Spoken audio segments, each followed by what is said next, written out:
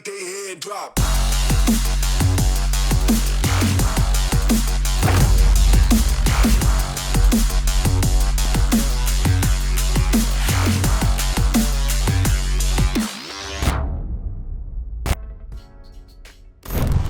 Thank you for tuning in to another episode with Off the Map with Donny Witted. Got another special guest in, Isaiah White. Yo. Coming in, man. All right. Let's start off here. 5-time IKWF state champion. I think that was Tony Davis was the first. You was the second one, both coming from the Harvey Twisters. I don't think people really understand how difficult that is.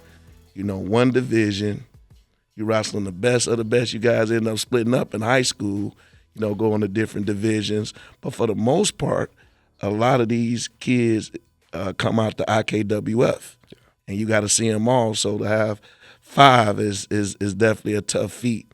Then we have 3-time high school state champion, Oak Park River Forest. Decorated program. Then we go to University of Notre Dame, D2. You walk in, freshman, dominate that. Yeah. But you were when you going to Ohio State before you went to Notre Dame. Yeah. How did that happen? You end up at Nebraska. How did that go? Hey, so after Notre Dame, I mean, honestly, I got a couple crazy stories about that because I'll never forget it. Because, I mean, the whole process was interesting. I did get to go on a few visits. I visited Ohio State, went on a visit to Nebraska. At Notre Dame, went on 2 visits. I went on to Nebraska after Notre Dame, and I went to University of Illinois as well. And I think Ohio State, they ended up picking up somebody by the name of Tashawn Campbell. Okay. Right. So I think after that, they kind of was just like, cut ties with your boy, and I was cool with that. But so that whole recruiting part going to Division I after was kind of crazy because I was talking to Mark Perry at the time. He was a coach for the University of Illinois. Right. I remember I'm going to a party or whatever. We're going out. I'm going to the party. He calls me. It's like 11 o'clock p.m. Right. He's like, man, listen, man, I'm going to Iowa.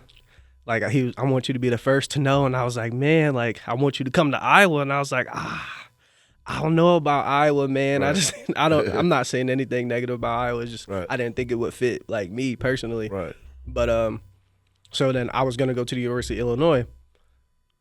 But then Nebraska was on the line. So then I ended up going to Nebraska and went on another visit.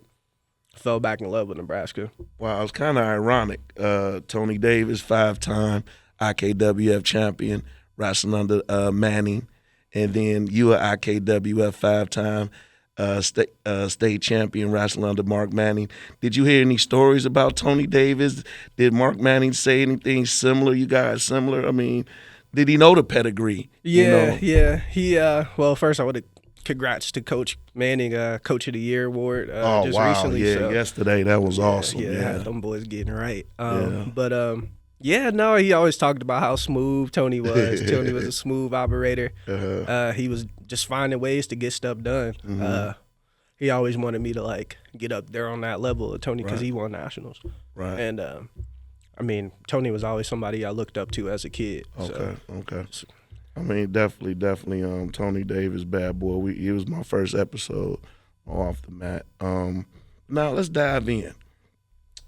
What got Isaiah White into wrestling? Really, my dad, because my dad, he wrestled too. He was pretty good back in his day. He was a city boy in Chicago. Okay. So, I mean, like, you know, they didn't have all the resources and stuff, especially that we got nowadays. Right. Like, he learned how to wrestle from reading a book and wrestling in his backyard. Wow. And he kind of just one day randomly didn't talk about it, nothing, threw me on up there. And a lot of people don't know this. My first team was Harvey. Was Harvey Twisters? So I started wrestling. And my first ever wrestling practice was when I was 4. And I went there for a day. And Big Al, we was out there in the room. And Big Al was, man, if you don't know Big Al's a big. He was a big man. R.I.P. Big Al, but he was a big man. He big, scary dude, yelling at you. I'll never forget. I was laying there next to Randy Manyweather, and we laying there 6 inches, and I looked at him, and he started crying. And I was like, man, I almost started crying too, man. We was in there forever. Right. But so yeah, then we stopped. We moved, and then I was living out in Romeoville. Okay.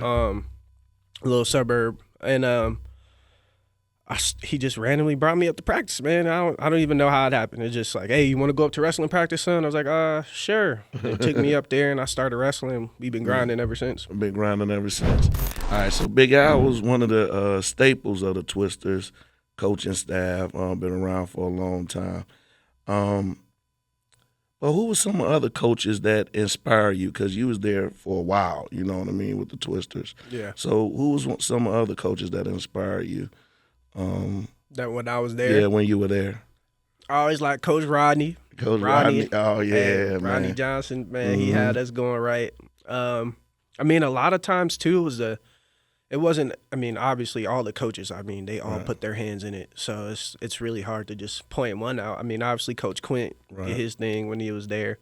But I will say that for the most part, at least for me, a lot of the wrestlers, like the older guys on the team, like the Nuntre Jacksons and the Note Jacksons that was there, the Nate Jackson that was there, I feel like they helped mold me. Honestly, I give a lot of credit to Albert White as well, even though he wasn't a coach, but he used to always come in and beat up on me every day, like to the point where I was crying. Like he built a lot of toughness. He taught me how to like brawl and wrestling. And, you know, it's either you gonna lay down and get beat up, or you gonna get up and you gonna fight. Right. And I definitely tried to fight him a few times. I definitely threw some punches at Albert, man.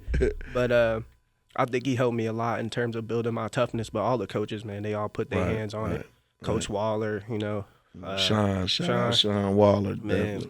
He helped. Man. Technique, man. He knew all the technique. If my technique was off par, he was like, hey, that's garbage. You don't be hitting that. So he was always helping me out. But everybody in there, it was a family, so. Definitely. So we started winning. Then we started dominating. I'm hearing about, I always checked in on the Twisters, and stuff. I'm hearing about this little dude, Isaiah White, man. Win 1 title, 2 titles. Let me check this dude out. So what was the difference from the beginning of, the process of getting good, then to the part of winning? What do you think the catapulted you, should I say? Because we all go through some things, in the beginning, where we may think about, man, like you said, this stuff, getting beat up and you have to go through that toughness part with Albert, things like that. What was the turning point for you, should I say? I mean, really, nothing really changed. It was once I hit the ground, I kind of just hit the ground running. It was nonstop training, just going everywhere. Like my pops, my uncle, like always in my ear. But I think the real switch was probably my mental, because it's just, all right, I can do this now. Okay. Like I've been putting in a lot of work, and it's just I don't want to go out there and lose, what I'm saying? Like I put in all this work, I'm about to go out here and I'm about to try to dominate you. And but yeah, I mean, not a lot changed. It was really, besides the mental, if anything, I'd say the mental game changed a lot. Just when did you think that switch hit? 5th, 6th, 7th grade? What do you think? When you think? I think that switch hit maybe probably 5th grade, after I won that first state title. After you won the first state title. I was like, oh, man, because I was beating all these dudes that, that you would hear about, like, the Dylan Chase, the Sonny C back then. And it was just, yo, man, you beating these dudes, and I was beating them bad. So it was like, man, I can really do this. And then I remember I started walking with a little swagger, I had a little swagger in my voice, and it was just a different persona, I guess, or a different headset. Right. So. Okay. So now we get those 5 titles. We dominate the youth, right? Now, a lot of Twisters went to Mount Carmel, formed basically like the LeBron James of the Miami Heat, the super team, and you guys kind of did that at your high school, Oak Park River Forest, if I'm right, with legendary coach Mike Powell. Am I correct? Yeah. How did that come about? Because you had Kamal Bay, who was a Harvey Twister, Ogasanya, right? You, and am I missing anybody else? Nah, that's about it for the Harvey Twisters. Yeah, but then you have some other bad boys that was in the IKWF. Well, tell me about that. How did that work? Did you guys do the Michigan, like Juwan Howard made a call to the Jalen Roses of the world, say, hey, let's get together? How did that come about? Because y'all some bad boys, man. It's a lot of fire under that because we went through a process, man. Because everybody, it already looked weird, I guess, because we all ended up going to the same school and we all knew each other. It was a whole big thing about Mike recruiting and stuff. I don't know if I should stay silent on this, but I don't really talk about it too much. But we never recruited anybody, but they have people following, especially after we started winning a little bit. Be people following us to school, checking to see if we actually lived there. I think it was some of the other high school teams trying to get us. They're paying private investigators to follow us to school and stuff to see if we actually go to or live in our addresses that we had. Wow. And it was kind of insane. It's not that serious. This is high school wrestling. High school in Illinois, wrestling in Illinois, that's like football in Texas. So and then again, you guys, you're talking about Kamal Bay, yourself, Ogasanya. And who else I'm missing that wasn't Twisters that was bad on that team? Larry Early. Devontae Mahomes. Andre Lee. Joey Areola. Areola, he's superstar now. Yeah. But even our backup guys, and a lot of them were Oak Park locals. Like Bryce Scott, Savon Benetti. These dudes, they could have easily started on the team as well, and any other team in the country, and been state placers or state champs. So. What did y'all end up at nationally? When y'all nationally ranked? We were ranked number 1 for a while. For a while, right? Yeah. So again, y'all scared a lot of people when y'all put that lineup together, man, in Illinois. And did y'all do any national tournaments, as a team? Did y'all do it? Yeah, we went to the Clash, Iron Man and stuff like that. I forgot about a couple more studs, the Tony Magical, Alex Magical, Jason Renteria, Jamie Hernandez. Yeah, Renteria, the boy went to Illinois, right? Yeah. No, is that the Renteria? Oh. No, that's Maximo. Okay. It's Maximo.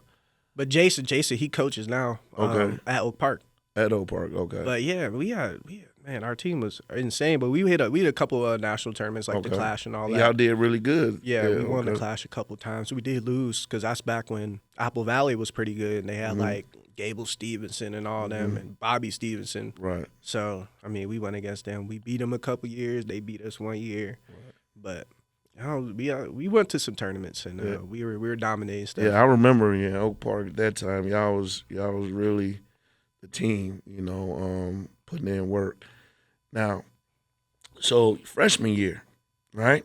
Because people was, saying, hey, Isaiah White most likely going to win them 4. And was you thinking, hey, I got this, I'm dominating. How did that work for your freshman year? Because you lost, what I want to say, in the quarters or semis or something like that. Semis. Right. How did that work? Coming as a 5-time youth champion, basically dominating and really dominating on the high school level as well. Yeah. What happened in the state tournament your freshman year?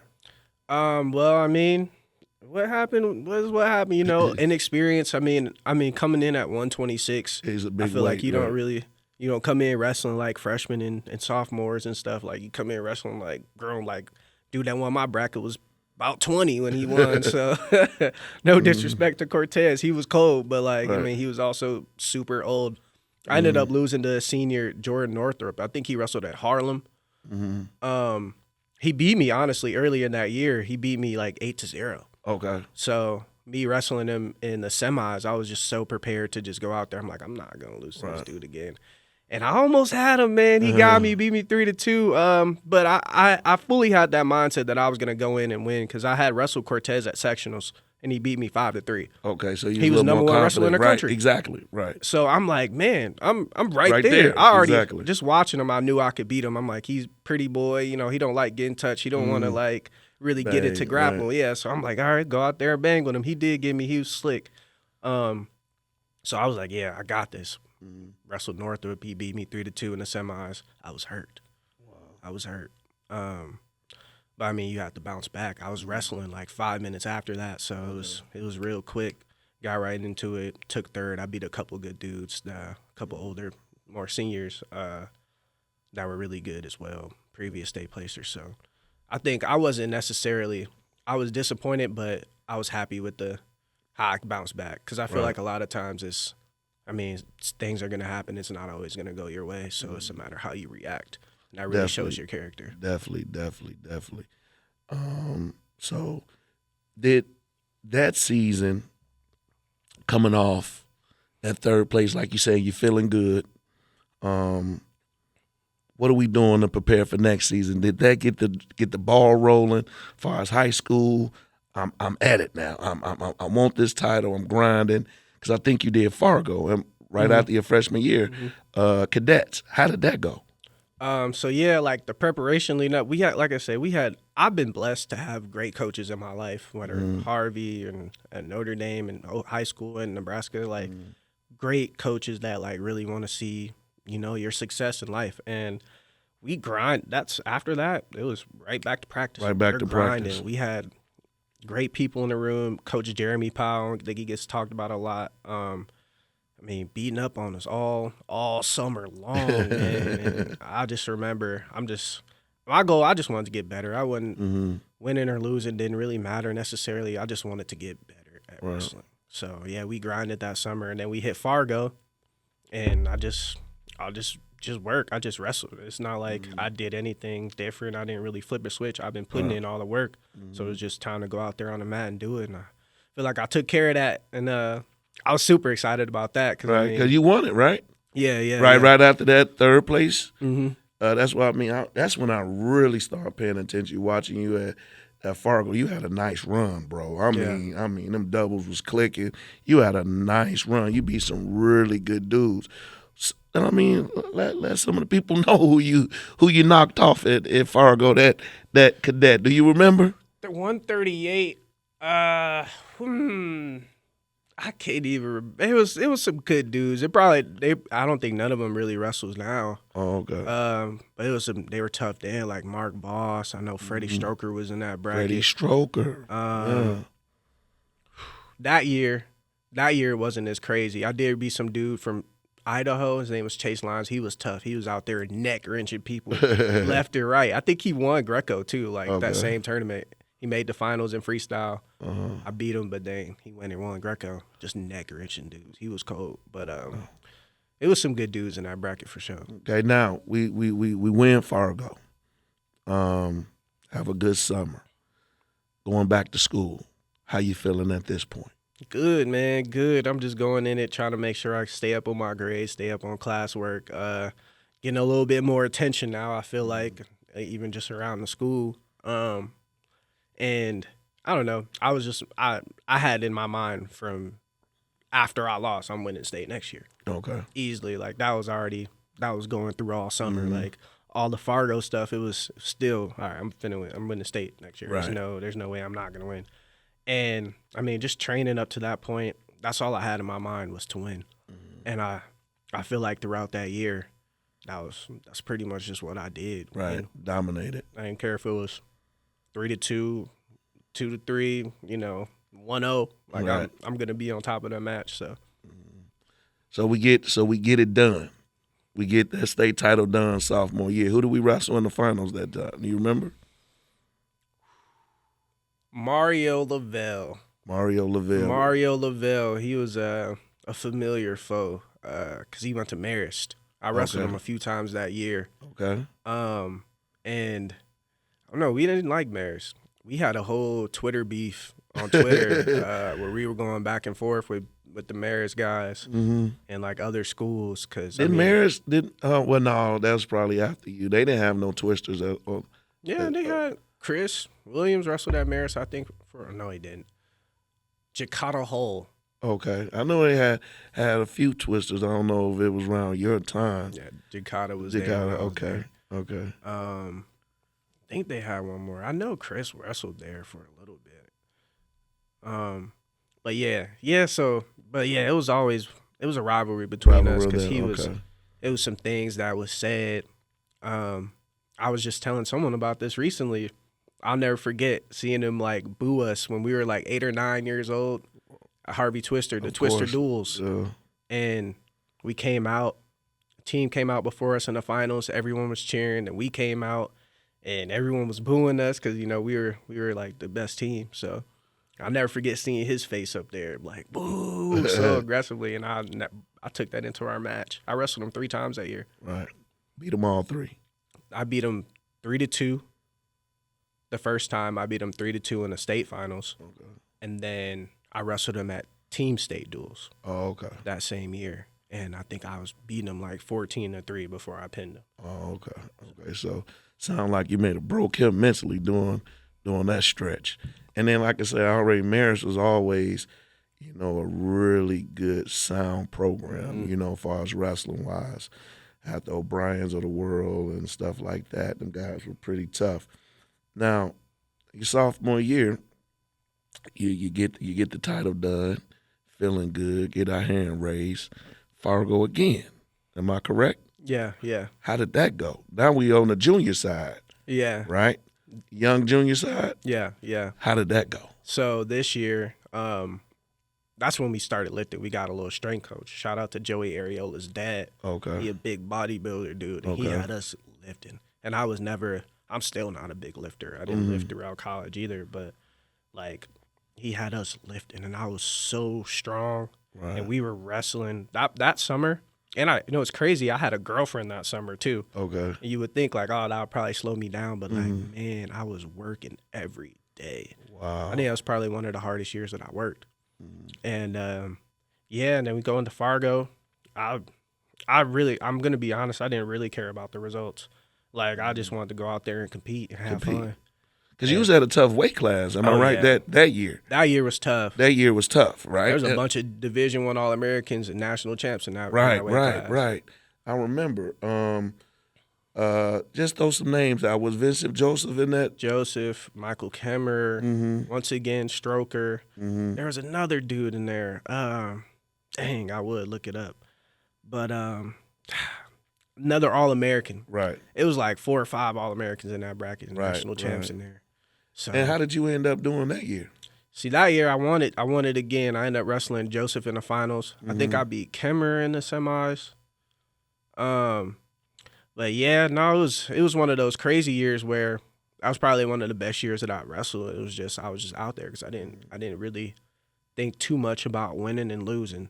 It was just more so, this is what I like to do. Right. This is the sport that I love. I'm just gonna go out here, have fun. Like if you see some of my pre-match warm-ups, I was doing like weird dances. Like I pulled my socks up all the way, pulled my singlet all the way down. I was just enjoying the moment, being out there having fun. Right. And when I'm looking at the NCAAs last night, man, that's who is winning. The ones that has no pressure. I mean, you look at the Mitchell Messenbrinks of the world. This guy saying the same stuff you saying. I'm just having fun. Yeah. Blessed to be here.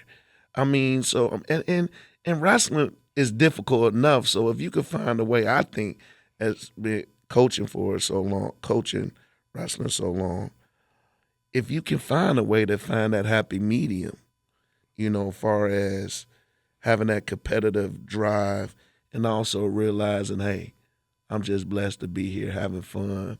I ain't worried about it. Like you said, I'm just looking to get better. Those guys seem to get the most out of it. Yeah. What do you think? I mean, and to hear you say, I mean, with that bracket, I remember, man, you talking about Michael Kramer, Vincent Joseph, some bad dudes, man. Stroker was a bad boy. And you go through that, I mean, hey, I was like, wait a minute. I mean, I knew you was good, really good, but man, I mean, this dude here may be the next coming. And to hear you say, hey, I was just enjoying the process. I was just enjoying, wrestling, doing weird dances. So I hope all the kids hear that, take the pressure off yourself and just enjoy the sport. Now, coming off that Fargo, you have to be feeling, because I think you end up being number one in the nation at that point. Yeah. Am I correct? I think so. 1 or 3 is somewhere around there. Oh no. See, I think I was. Oh, McFadden was also in that way too. Okay, David McFadden. That's who it was. Virginia Tech. Virginia Tech. Yeah, bad boy. 3-4-time All-American.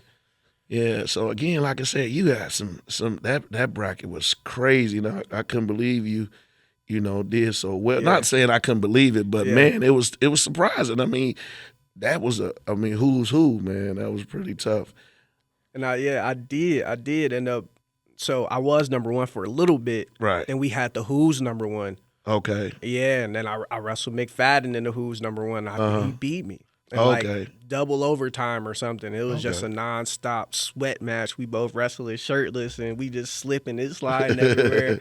That was fun, man. He did beat me that year. I was sick, but it was like whatever, man. Right. I was just happy to be a part of the experience. Mm-hmm. That was one of the first Who's number ones. Am I correct? The first ones. Right. Yeah. Because they was wrestling with the shirts off. That was. Yeah, Well, I think they did that a tights. few years. Yeah. So you was one of first ones to do that. I do remember that. So now you get that under your belt. You go in, you win your second state title. Pretty easy. Am I correct? Yeah. Now you had no sweat now, but didn't you have a good match in high school tournament, Ironman or something that year? That year, Yeah. I wrestled. There was a couple good dudes in that bracket. But yeah, I ended up wrestling once again Joseph in the finals. Oh, Joseph in the finals. Yeah. How did that go? It was tough because he bumped up to wrestle me, and he is what he is. I mean, big legs, bro, strong, like good, smart wrestler, and he's a competitor. And I mean, I did end up getting the best with him. I think it was in overtime. I think so. I think it was in overtime. Usually in overtime, I don't usually lose because it's like shoot fast, shoot first. It's the Harvey Twister mentality. So get in and we try to get that takedown. But ended up beating him in overtime. It was a good bracket. Ironman was a fun tournament. Like Joseph was a great wrestler. I think I wrestled Marinelli in that bracket. It's hard to remember. It was some dogs, though. It was some dogs. Don't get me wrong. That's when I was keeping up with you, man. You was doing some damage. You knocked him off in the Ironman finals in OT. So now, again, how's now winning all these things, Ironman, you in Who's number one. You doing basically, you one of them guys now at this point. Yeah.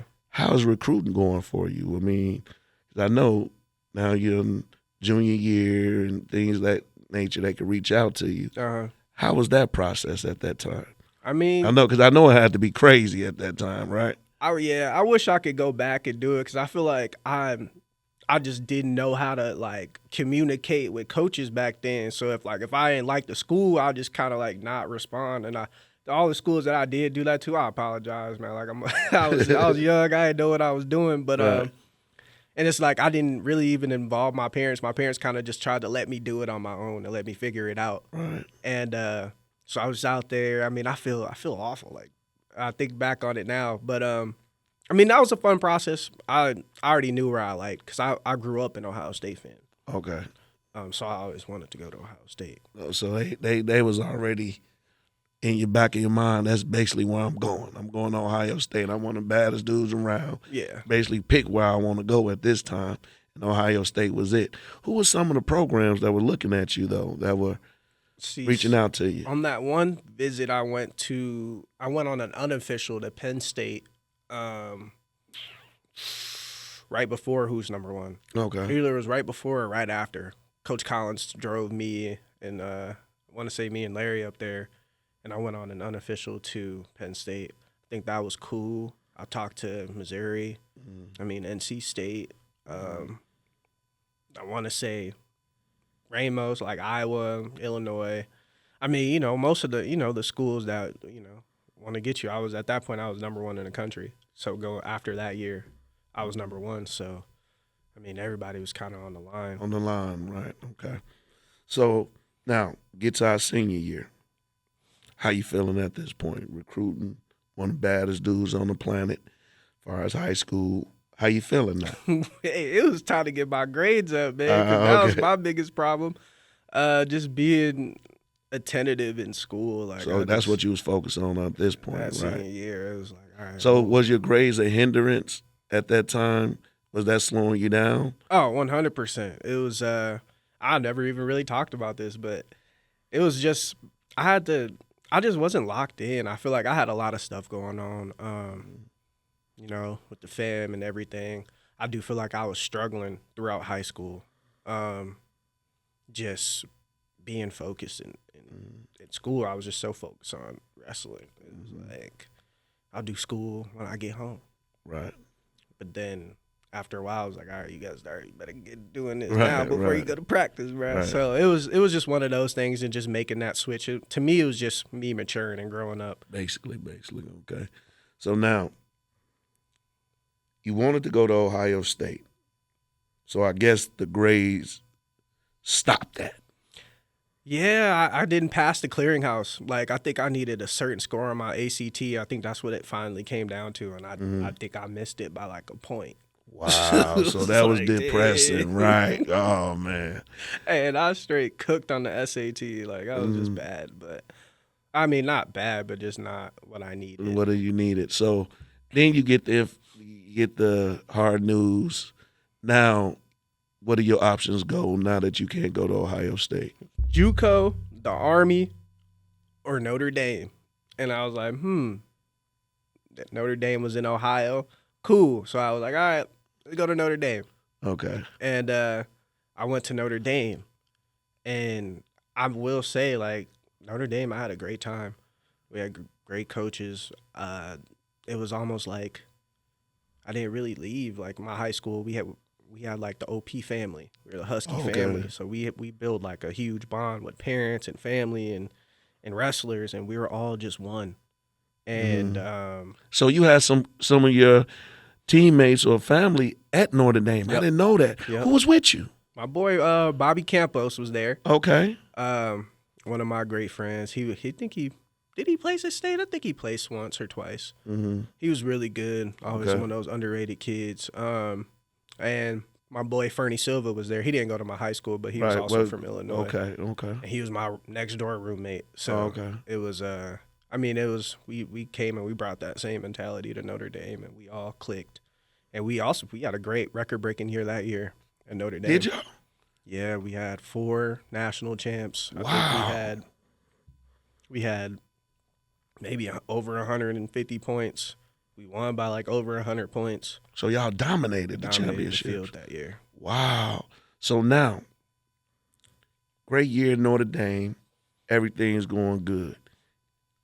You mentioned earlier in the podcast about being recruited out of Notre Dame. Yeah. Wait a minute. How did that work? D2 is a 4-year school. You're dominating. Things going well, but you still did it. That void still wasn't filled, I guess, by not being a D1. Yeah. How did that work? I ain't gonna lie. I definitely contemplated staying in Division II. I mean, I had great partners in there, like Joey Davis. He was also a 4-time Division II national champ. Garrett Lineberger was in there. He was just real dominant. I also forgot to mention my boy Juwan Edmond. He was he was a Harvey Twister for a little bit. But we had great partners in there. I liked what was going on. It was chill. It just wasn't a lot of pressure. Like, I feel like I could have easily I'm not going to say easily, but I feel like if I stayed, I probably would have won 4 times. Without a doubt, I would believe so. And I don't mean that to say that in like having a big head, but like I think I would have won 4 times. I didn't want to. I feel like I would have took the easy route out. If I did that. So. And then you was looking at, I know you have to be looking at that time, the Vincent Josephs of the world, Marinellis of the world that you have success with. So to me, I would believe that will still be a void. Like, hey, I think it's a little more I could do. Did the coaching staff understand that? Yeah, no. I mean, the whole game plan, honestly, when I got there was I was going to go to Ohio State. Oh, okay. So that was already with the coaching staff knew that this was just a stepping stone to get to where I'm trying to get to. They knew I didn't have any intentions on staying.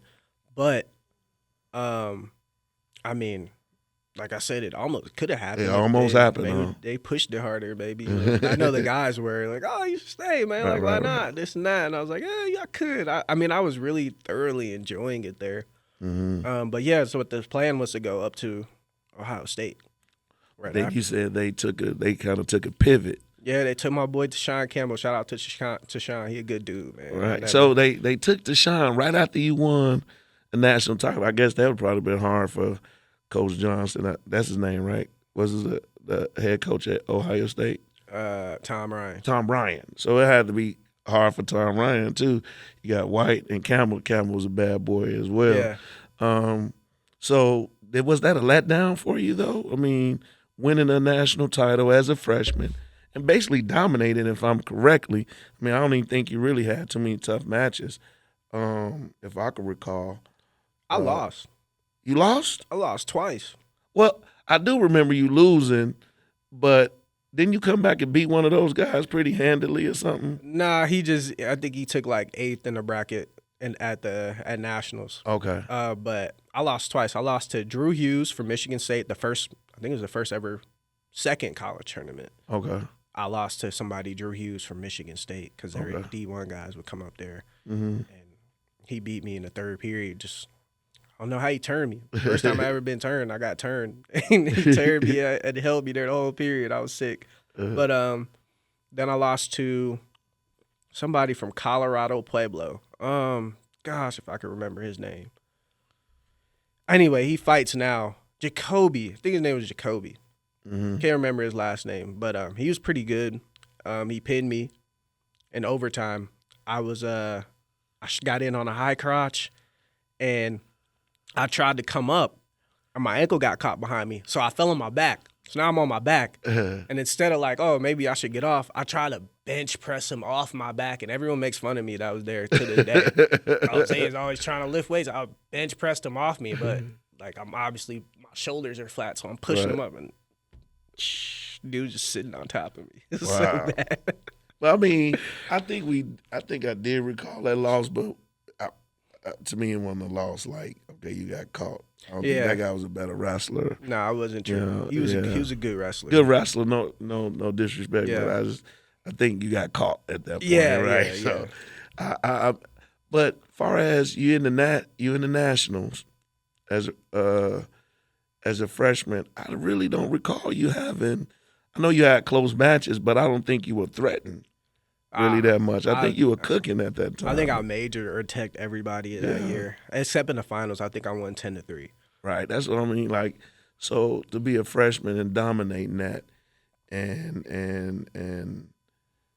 I thought, that probably everyone will still want you, coming out of high school, highly decorated that you were. So it was kind of surprising that you didn't go to Ohio State. But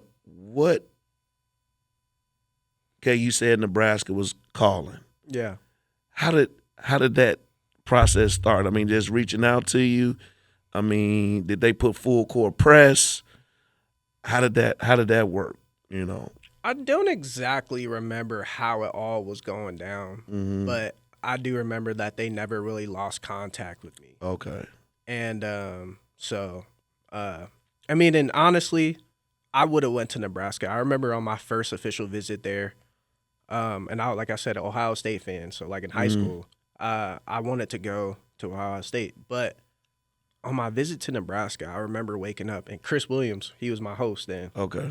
And I remember waking up in Nebraska one day after a night of doing whatever. I was like, man, I really feel at home. Like, this feels good. Like, this feels right. And I would have committed right then and there, but some things had happened.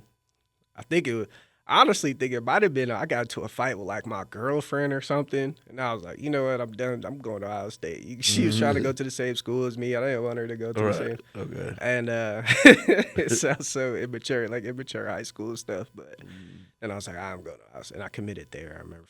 But the process in college, I went on a visit again. I feel like at that point I kind of knew. You got to do. Okay. I was like, I'm going on. And who was the coaching staff at this point? Of course, the head coach, but who was the assistant coaches at this time? Coach Brian Snyder was the assistant coach. Can't remember if we had Maple then or Kokish. I can't remember when they all pulled up. Because I know they had lost a coach right before I got there.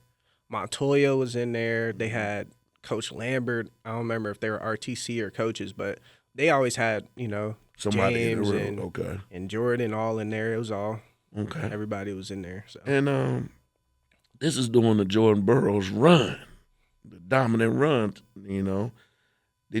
How did that go? Did you ever get to tangle with Jordan?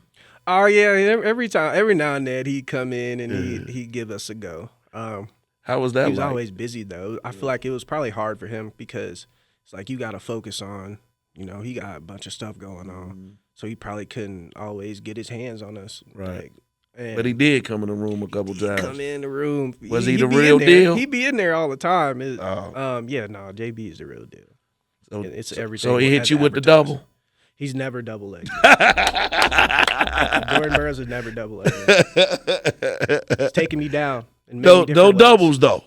Many different ways he's taken me down. He has never double-legged me. James, on the other hand, has double-legged me, though. James got you with the double leg? James has double-legged me. Wow. But James is I think he's probably one of the most underrated wrestlers. Underrated. Like, he don't get enough respect, bro.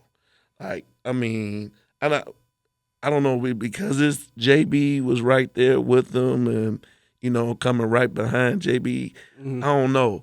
But that dude was a bad dude, man. A bad dude. You don't know it till you wrestle him. Till you wrestle him. James got me a few times with some double legs. I think his double legs are just more, it's just out of nowhere. He has like deceptive speed, and it's like it doesn't look like he's coming fast, but then by the time you know it, like you're in the air, like getting driven out of bounds or something. Yeah. But we had some brawls. I mean, I remember me and JB and Jay. Like I remember one time he had pushed me into the bleachers. I tried to throw him with. You're fighting in there, and like I needed. That's how I grew up wrestling. Right. So like, especially in the twister room, man. I mean, I know that. I don't know if you heard about our stories too, man. Coming up and you got some of the baddest dudes around, you got to hold your own. You thinking about practice at school. Right. Like, wait a minute, man. It's 2:00. Practice start at 6. Let me get my mind right. Get ready. Get ready. So again, it was probably nothing for you to go into that, having that type of mentality. Yeah. So now you on campus. You rolling with James. You getting a taste of that college life. How did that first year go in college at Nebraska? How did that go? I mean, a lot of preparation. I do want to thank James and Jordan, and I mean they, for as much as they could, they came in, they was helping. Like I'm grateful to be able to wrestle with those guys. But that first year, man, I think. If I'm gonna be honest, it was just I was kind of just there going through the motions. How about that? Like I don't know where my goals were at that time. Gotcha. It was a new experience. I'm really like Notre Dame was college, but we were like, everything was close. Everything was put together. It was almost like high school. Right. But we were just living in the dorms. Gotcha. So when I went to Nebraska, it was just like, whew, you're really on your own now. It's a big campus. It's millions of people. Like, and I think I got distracted a lot in college. Okay. I will say that. But that first year especially, I was distracted. But in terms of wrestling, I think we had a bunch of guys that were really good that was pushing me to be better. There's a guy, Eric Engler.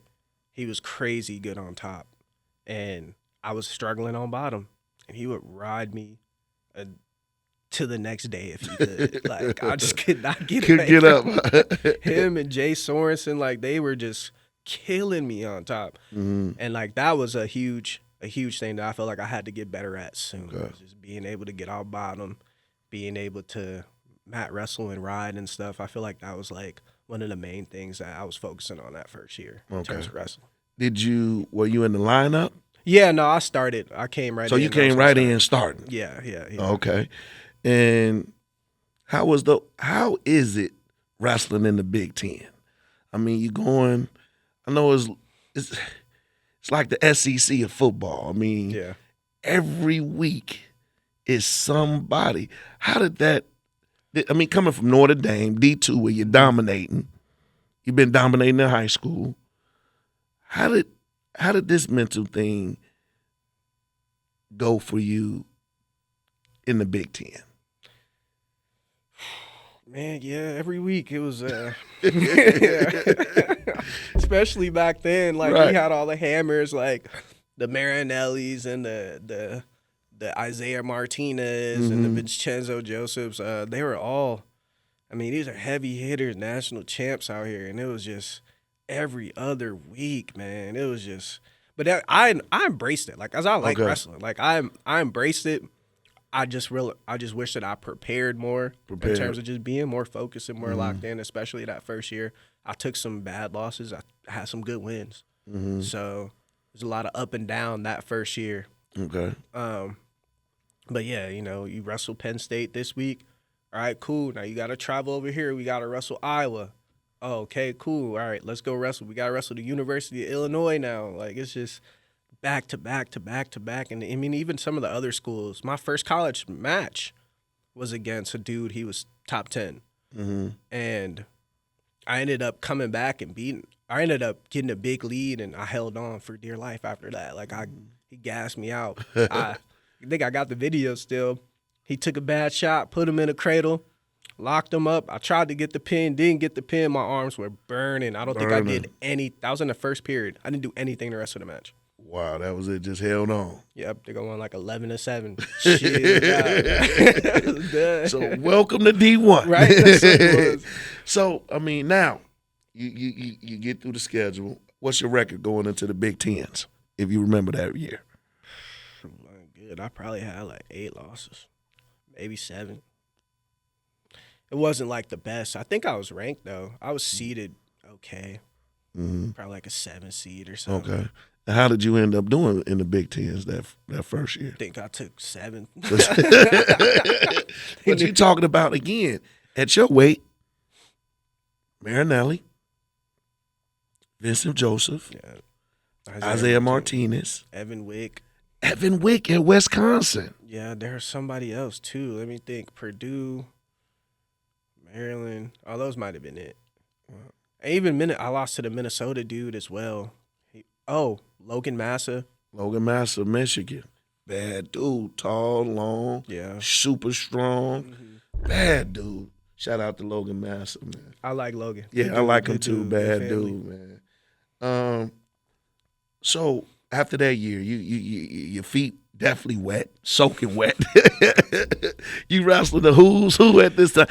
Yeah. I don't think people really understand at that weight class. Like, that was probably one of the toughest weight classes in that decade, man.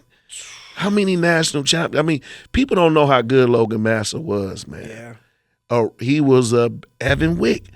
Bad. These some really heavy hitters. Did Wick end up winning the national title? No.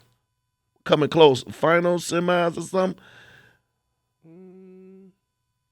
Because he transfer? He was in there. No, he stayed at, I think, did he go to Cal Poly? I don't know if he transferred last year. I think he stayed at Wisconsin all year. But I remember he was a bad dude. Bad. I could say Logan Massa, bad dude. Then you got the cream of the crop, Martinez. And that's just Big Ten alone. That's just the Big Ten. Like, that's not even account for like the Chance Marstellers and the Chandler Rogers over there. Right. Like, it was, the weight class was insane. Like, oh man. And I ended up John J. Chavez. Like, I ended up not. I made it to the blood round that year because I lost to Vincenzo Joseph. Did I lose to him in the quarters? Richie Lewis. Right. He was also in there. Where was he from? Richie Lewis. Rutgers. Big Ten. Okay, Big Tens. And I wrestled. He beat me that year. And I remember I wrestled him the first round in nationals. Either it was first round or the round right before the quarters. Mm-hmm. And I beat him in in overtime. And then my next match was Joseph, and he beat me in double overtime as well. I'll never forget how he took me down too. Took me down. Inside trip, or I might be getting the years confused, but I think he hit me with an inside trip from the front head, and I've never been inside trip before. And we wrestled so many times that year. Mm-hmm. And he hit me with a nasty inside trip off the front head, off of one of my shots. I was like, dang. And I was falling in slow motion. I'm like, no. Like, it was so crazy, right? So we get through the Big Tens. Did we make it to the NCAAs? Made it to the NCAAs, yeah. Right. So coming off, like I said, a national championship at Notre Dame. I mean, you living up to the billing at this point. Yeah. I mean, you go to a young sophomore going into the Lions Den, yeah, and holding your own. So you go to the NCAAs. How do we do there? So I was feeling. And what was the NCAAs at this time? Do you remember? See, one year I know it was in Cleveland because I only got two cracks at it. So Okay. One year it was in Cleveland, and another year it was in PA. Okay. I want to say the year in Cleveland was the first year. Okay. Yeah. And then how do we do? So I was going, like I wrestled Richie Lewis first round, beat him in overtime, and then the next round I wrestled Joseph and he beat me. Mm-hmm. I want to say that was the quarters, and then it was heartbreak after that, and then I ended up wrestling like right after that, and I wrestled the first dude that I wrestled, my first ever college tournament. Okay. Wrestled him, and he was mad, and he was a hard worker, and he was coming at me hard. Ended up beating him in a close match. So that was a tough match I had to gut out. I won a couple more matches. Then it was blood round. I lost in double overtime to somebody that I majored earlier that year. Wow. John J. Chavez from Cornell. He was good, though. Wow. He was really good. He was kind of short, stocky dude. He wrestled me smart. He wrestled me smart. Just stay square, good position. Don't take too many chances. Try to win it right out. So he executed that plan perfectly. Okay, so I mean, we was right there as a sophomore. Yeah, right there. How are you feeling at this point? Devastating. That's like one of the first times I've never not placed at anything. Like the fact that I could even. I remember the feeling like right after I didn't really have any emotion. I just kind of just walked off casually. I'm just walking. I didn't even know what to think. It was just like this isn't a normal feeling. I don't like this at all. Right. I don't know what's going on, but it don't feel good. And but I mean, I was just like, I evaluated the year. Like, I mean, I wasn't. If I look back on it, I wasn't doing the stuff that I was supposed to be doing. I wasn't really locked in. I didn't have all my ducks in a row. Like, I'm up. I mean, talk bad about myself, but I was up. Partying, going out to parties. Like I said, focus on girls and stuff. Like, just my focus wasn't where it needed to be to win the national title. It was like my first year, I'm by myself, I'm having fun. So it was just staying locked in was the issue there. Okay. So going into your junior year, now we rolling, having a little more success than we did our sophomore year. Yeah. We go through the Big Tens. How we looking now? Once that Big Ten schedule hit. So, yeah, like I think I was top 5 at that point. Mm-hmm. I just had a different mindset. Okay. Just being more locked in, a little less focused on other outside things, just being better in school. I think that was one of my better academic years as well. Okay. I think I had like all honors or something that year. So I was more locked in and more in tune with everything. Okay. So being able to do that was nice. But the mindset was, you got to give me a title. Got to get you a title. Got to give me a title. I mean, I'm looking at you. I'm like, man, he looking good. I don't know who I was watching you beat. You beat somebody. I'm like, man, I don't know. He coming. Probably at Vegas. What I wrestled that year? I think that was the year I wrestled Mackay. At probably Vegas. I wrestled Massa in the semis. I beat him pretty well. And then I beat Mackay Lewis in the finals. Right. I think that's what it was. Maybe Mackay. knew. I was like, man, he coming. So now we got some good wins under our belt. We hit the Big Tens. How do we end up after that Big Ten schedule? What was our record? How were we looking at? How was we feeling? 'Cause I think we only lost to Joseph, right? Lost to the normal dudes. Right. Did I beat Evan Wick that year? Me and Evan Wick went back and forth a lot. I know you lost to Joseph on a close one again. And I lost to Marinelli. And lost to Marinelli, right. I know I lost to those two. I had to have taken another loss. Or maybe I didn't. I might have lost to them maybe a couple of times. I know I did at Big Tens. But yeah, I'm wrestling way better. These are like, these are good matches here. And I think I ended up taking 5th. Dang, did I take 5th at Big Tens that year? I think I took 5th. Okay. Still, 5th at the Big Tens, man. Yeah. Because again, I know the wrestling community do know, how hard it is to place at that tournament. Yeah. It ain't just you guys wrestling the best of the best. You wrestling these guys multiple times, and then you got great coaching. So now these guys can game plan and structure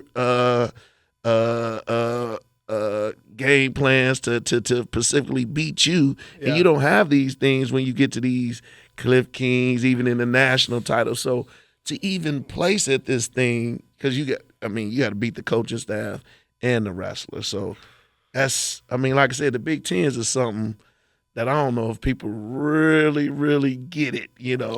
Talking to, I'll never forget talking to TJ a long, long time ago. He did a camp in Texas with me some years back. And he was talking about, going match in, match out. You know what I mean? Like how difficult it was. He had a tough match at Illinois. I'll never forget that match. Probably one of his toughest matches outside the match he lost in the NCAAs. But this dude is on him. And you could tell the coaching staff knew everything TJ was going to do. Who was that against? Tannenbaum or the one that Tony ended up beating in the finals. I can't Tannenbaum or something like that, I want to say. But it was a real close match TJ had, man. I think, I don't know. TJ pulled it out, but I'll never forget, that was a real tough match for T. And I think I mentioned it about it, you know what I mean? He was just talking about how tough that Big Ten was. Even if you had a match with somebody that you usually destroy, it's still gonna come, you know what I mean? Come down to man, it's gonna be a close match. And and for you to go through that at man, like I said, no red shirts, none of that. I tried. I should have tried harder to red shirt. And then I would have, me not red shirt, and I missed the COVID year. I could have had a whole another year in college wrestling. I felt like I kind of needed that just to mature because I was always like a slow burner. I'm still maturing as right now. And it just took me a long time to like really get it. But each year I got better and better and better. It was just, it was too little, too late. Too little, too late. Like I said, that COVID, man, really threw a damper in a lot. My son's senior year, I think COVID really hurt him. So I can understand about that COVID year. Now, we go through the Big Tens, we take 5th. Yeah. Getting into the NCAAs, you rank, I think, 6, 7, something like, I don't know. Something like that. Somewhere around there. How was you feeling going into the NCAAs? I was just like, these are the same dudes I've been wrestling my whole life. It's not really any different. And I'm just going to go in here and do my thing. Right. And I did the same exact thing I did the year before. Out there, I remember I wrestled Vincenzo Joseph again. Beat me in overtime. Or was it double overtime? Let me ask you. How does that whirl you mentally? You had success with this guy in high school. You seeing this guy win some couple titles, and you right there every time, and you fall short. What could you tell some young wrestlers, you know, how to get over those things? Because sometimes losses really wear on you mentally. Did it damage you mentally, you know, seeing this guy like, okay, I lost to him 2 or 3 times, here we go again. I mean, what's your thought process? I mean, I don't really try to focus on other people. Like, yeah, I see him doing this thing, but I feel like I'm typically more confident in my abilities. Like, I could beat this dude. Right. It's just a matter of when you gonna go out there and like just let it fly. Like that was my big issue in college is just letting it fly. Right. But in terms of wins and losses for the kids, I feel like, especially in college, because I feel like college can like bring a lot of stress and stuff. But like, you got to think of it like this: like, this is like 4 years out of your whole entire life. It's such a small portion of your life. Like in 30 years, it's gonna be something you're gonna look back and laugh on. I'm looking back and laughing on it right now. Like it's not forever. It's temporary. So it's like you can't let that like bring you down mentally or let that change everything about you. Like this is just I think wrestling is really just a game, just a sport. They don't last forever. Right. So it really never wore on you as far as the losses with these guys at that time. No, it did for me at the time. That's what I'm saying. I look back on it now. Right. I mean, looking back on it, yeah. But at the time, I mean, it was weighing on you. At the time, it was annoying because I'm like, man, I could beat these dudes. Like, right. Why? And it's just, I feel like, if I really think back on it, I feel like I would hold back in matches just to like kind of have that excuse. Like, I didn't give 100% out there. Wow. I could beat him. I just really didn't try. Instead of just going out there and giving 100%. Right. I've really been trying to figure out what it was, and I don't know if it could be that, but like, it's just like, because if you make me mad enough, we'll wrestle. Right. You know, it's just, but then I don't wrestle like I'm angry out there. I'm wrestling usually nonchalant. I'm not really taking too many shots. Mm-hmm. So, and I'm not saying these guys, like I said, these guys weren't good. And Vincenzo Joseph was probably the only one in that bracket that I'm like, all right, we cool. Like, I see him, we dap him up. He came to Nebraska a couple of times. Like, good dude. He beat me so many times in college. I think he stopped me from winning my title. Mm-hmm. But he only one that I could be like, all right, he a good dude. He all right. But he went out there, he lost to Mekhi Lewis in the finals. Right. Shout out to Mekhi, though, because he used some super strength out there in that tournament. Because I remember I wrestled him that year. Right. And, I mean, he wrestles so similar to me. Mm-hmm. Not take shots when we need to take those shots, but not overly offensive, but great defensively. Right. So we were just out there kind of playing cat and mouse. Right. Until top and bottom, I got my escape and I had to ride him out. But he went out there and he took care of everybody that beat me. Wow. Like that whole year and beat him good. So he did his thing. Shout out to Mekhi. Yeah. Now, did we end up placing that year? Yeah, so I took 5th that year. 5th that year. I ended up fighting all the way back. I was a gauntlet. Don't lose at nationals, bro. You can't lose at nationals because, look, you're going to be wrestling 9-10 matches of dudes that really want to get on that podium. And I had some tough matches. Man, I mean, I could, looking at last night, you know what I mean? Shout out to Vincent Robinson getting it done. Shout out to Vino. Donnell. Shout out my boy Donnell watching. I ain't called you all year, but look, bro, I've been watching. He came back. He lost. He came all the way back. Got him on the podium. He podium. Got on the podium. Shout out to Donnell, man. Shout out to Donnell. Good job, man, DJ. I almost shed a tear seeing that. Man, me and his dad, great friends, man. That's my guy, man. Donnell. Big Donnell, that's my dude, man. Yeah, I've been so busy. Yeah. I just caught the finals. I ain't catch the blood round. He battled all the way back. Because he lost to Starocki. Right. Like first round. And he battled all the way back, man. Hey. And what did he end up coming up with? Remember it was like, what is it, 6? I gotta Wow. look again. But wow, shout out Donnell. man. Hey, he was always one of them dudes that was so good. He was so good, and he looked like he was chilling all year, but he pulled it together. At the tournament, it looked like I saw like I kept missing his matches. I caught the Starocki match, but like I didn't have ESPN or Big Ten or nothing. I had to watch it on DirecTV. And I'm sick. I ain't get to see none of his matches, but I'll just look at the scores and stuff on track. But man, I mean, you coming up as a twister, me coming up as a twister. Could you imagine right now, at this point in time, this year, how many twisters was in the NCAAs this year? Is that? I mean, to me, that's astonishing. For me to be a coach right now, having a youth club or being a part of a youth club, coaching it, and to see all these kids year in and year out do these things. I mean, you had Vincent Robinson, Nasir Bailey, Ogasanya, Jacob Moran, Donnell Washington. I know I'm missing. Am I missing anybody? I don't remember who, but I know it's some in there. Yeah, Donnell Washington. I mean, so we talking about 5 or 6 guys, you know, that were right there. That were all of them right there. Jacob Moran right there. Ogasanya made it to the quarters right there. Nasir been ranked top 3 all year.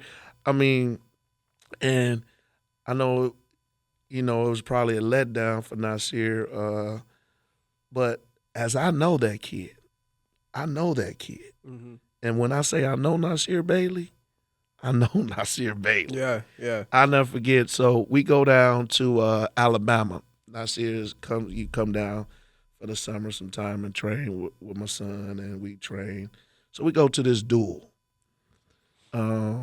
Nasir, I don't know, wrestling 38 or something like that. Where he just go in and walk around his walk-around way. Right. So you got this young kid, Joe Seeley. Joe Seeley. Him and Nasir have a match. Oh, it was a match. Joe Seeley pulls the match out. Now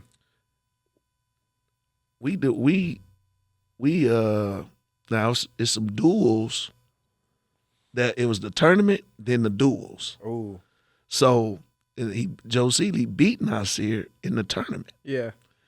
Do you know Nasir went around that tournament? I think Vasil Robinson was there with me coaching. So Nasir goes to my wife, to Vasil. I don't know what happened. Like, I gotta stay. I ain't going home. I'm serious. Hey, don't lie. I don't know who he got the ticket from, either my wife or Vasil. And he stayed. Yeah. Buddy get the match back and win. I'm talking about, so I can only imagine. I'm telling y'all now. Telling you right now. Nasir Bailey will be back better than ever. Watch him. And then to see one of his friends, associate, win, you know what I mean? So he got a lot of, you know, that dude there, man, something special, you know. He's something special, you know. Vincent Robinson, the dude, something special. I see Nasir coming back doing some great things, you know. But again, to see all these twisters, man, again, I know, shout out to Quintroy Harrell, man, again, because he set the foundation for this, you know what I mean? As we all know, you know, like, I mean, you're going to be doing some things together in Texas. But as we know, we go right in this room and our stuff is going to be the same. It's nothing like you just talking about a cradle. Yeah. A cradle and a double. That's what that's what we do. That's all you need nowadays. It's all we do. I mean, you know what I mean? Like, I mean, at some point in time, I wish people really start to really get, you know, how good these twisters are. Not good the twisters are. Mm-hmm. How good Quintroy Harrell was as a coach. I don't know, we need a 30 for 30. We need a documentary. We need a movie. Because the wrestling community needs to know. I don't know if there's any other coach in the country. I'm coaching now, man. And it's difficult to motivate kids. And then for Quint to do this in the inner city. In the inner city, when kids got dysfunctional homes. Yep. You know what I mean? Yep. Drug infested. Yep. For this dude to get you locked in and get ready to go out and tackle the country in the sport of wrestling, man. I done seen it time in and time out. And people really, like I said, we need a 30 for 30 documentary because we know about the TJs of the world. We know about you of the world. We know about Albert White's. Come on, babe. We know about the Come On Bay. Man, dang, we go down Mario Morgan's, Travis Hammond. The list is nuts. T.C. Danzler, Tony Davis, the Williams brothers. We could go, I mean, we still forgetting some. But what about the ones they don't know about? You know what I mean? It's some in your era that no one knows. Yeah. You know what I mean? Like my era, no one knows. I know you heard of Terrell Sandifer. No, Terrell Sandifer. This is what I'm saying. Like these people have no idea. Like about like tell your story. I think it's a story going around that Terrell Quint pulled up on Terrell playing outside, and I guess Quint, you sign everybody up. Whoever on the roster, let's go sign them up. Yeah. Terrell said, I'm gonna go to Fargo. Didn't know they were going. Oh, I'm going. Goes to Fargo and wins it. I mean, these type of things, you know what I mean, that went on. I mean, you done heard the stories. I mean, like these dudes were something else, man. And I don't know if I know people don't know. They don't. Really how good we were. I recall my room. I bet you had studs in your room, in the Twister room. Like you talked about Albert White coming back. The cozy Moody. The Moody's. Right, we ain't talking about the Moody brothers. These dudes, world team members, one of them world team members. Gable and Bobby was Twisters too. I forgot about that. Gable Stevenson, Bobby Stevenson was Twisters. Now, Alex Scherz is out of Crown Point, Indiana. You remember that guy? Yeah. What was his brother, Jason? Jason. Is it true that they came in the wrestling room? Was that around your time? He was a little bit older than me. A little bit older? But okay. I've heard that they would come in. They would come in, and I think at one point was they were Twisters, but man, I think they were one of them was having trouble in the room. And Quint will say, hey, he's going to be a good wrestler, but maybe this is not the room for him. Yeah. I didn't know if you was around that era, but it was like that. Yeah. It was like that. You could be a bad dude. I mean, one of the baddest dudes, but you come in this room. You go them takedowns in the middle, two best of three in the middle with one person. You gonna really see. You are. Yeah, I do it now. People don't understand why I do that. Do King of the Mat. Yeah. I don't know. It's just something we always done as Twisters. To me, it brings the best out of you. Yeah. One-on-one, mano-a-mano. You ain't because, everyone's watching you. The whole practice watching you. And, and that ego and pride kicks in.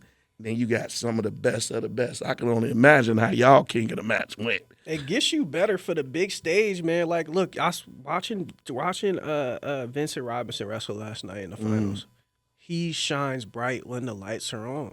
When the cameras are on, the lights is running, he is right there. He's attentive. Yeah. He's ready to go. I saw him bouncing around. I could see it in his eyes. He's like, this is his moment. This is where he shined at. Right. Vino definitely love it when the lights come on. Yeah. I think you may have a better chance wrestling him on a duel or the first match or something like that. But put the lights on, oh man, you done. Once I saw him make it to the finals, like it's over. Yeah, it's over. Me too. I said the same thing.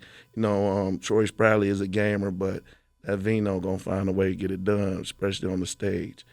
But man, we could sit back and talk for hours, man. I wish I could, But man, it was great having you on. Great having you in Texas. I know we getting ready to do some great things. So be looking out for Isaiah White here in Texas. We getting ready to do some major things around here. But before we go, you've been around in Texas for a little bit. What do you think Texas is as far as with wrestling, and where you think it could go? Texas is obviously a huge state. A ton of great athletes out here. A lot of great athletes came up out of Texas from all sports, Hopefully we can start stealing some of them football players, basketball players or something, get them out there on the map. But I think as far as wrestling is now, it's growing fast, and then it's also nice because there's also a lot of room for improvement. And I feel like that's exciting. I feel like Texas wrestling has the potential to be one of the best wrestling states in the country. With some time, get like the right people around, and we build a foundation that we start them young, get them in the room, get them molded, get them ready for big competitions and stuff. I think we can see something on the up and up here. Right. If you look at it, you have some really tough kids come out of Texas. Yeah. And I'm with you on that. Now having you around, I'm over at Best Train with a good coaching staff, but to have you around and have you touching these kids is going to be a big, big thing for us. And I can see us, just taking, a couple more steps and turning this thing into something, that people going to talk about for a long time. But again, I want to thank you for coming out on, Off the Mat with Donny Witted, man. Thanks a lot, man, for coming out. Spending some time with me. But now, man, I guess now we got to go go on the mat and do some work now. But guys, thank you for tuning in. Episode with Off the Mat with Donny Witted. Thank you.